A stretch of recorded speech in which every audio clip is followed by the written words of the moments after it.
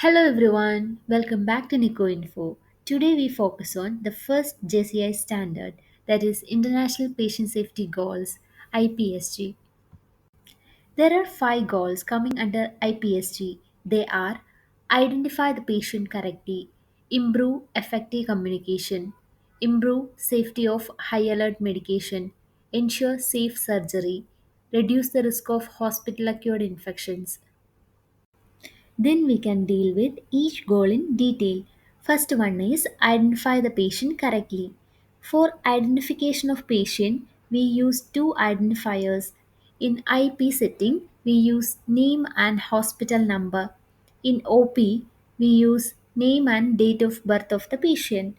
Each inpatient must have ID band. If the patient have any allergy, we attach red ID band. For comatose or unknown patients, we use identity as unknown 1, unknown 2, etc. until the identity reveals.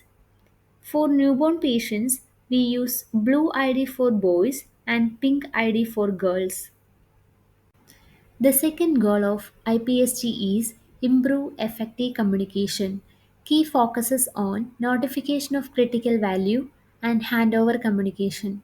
First one is notification of critical value. When a patient test results that are critical, proper communication is very important. Inform the responsible doctor immediately when the critical lab value is identified. When you receive a critical value, read back and confirm the details. The critical value must be communicated to the responsible physician within 30 minutes. Document the details clearly in the register, including details of time and person informed.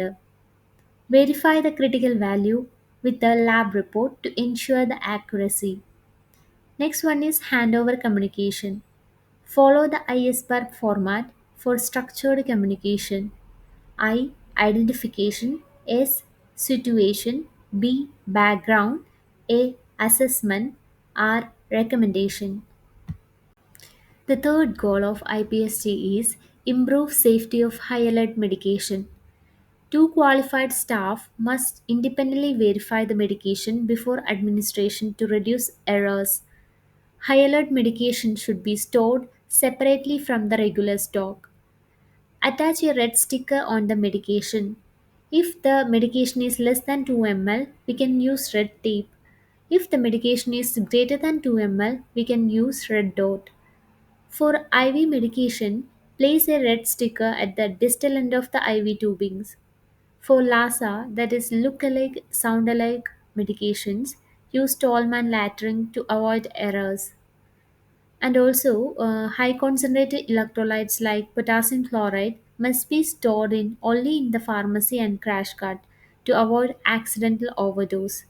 These practices helps in preventing medication error and ensuring the patient safety. The fourth goal of IPSG is ensure safe surgery. This goal ensures that surgical procedures are performed on the correct patient, correct site, and correct procedure.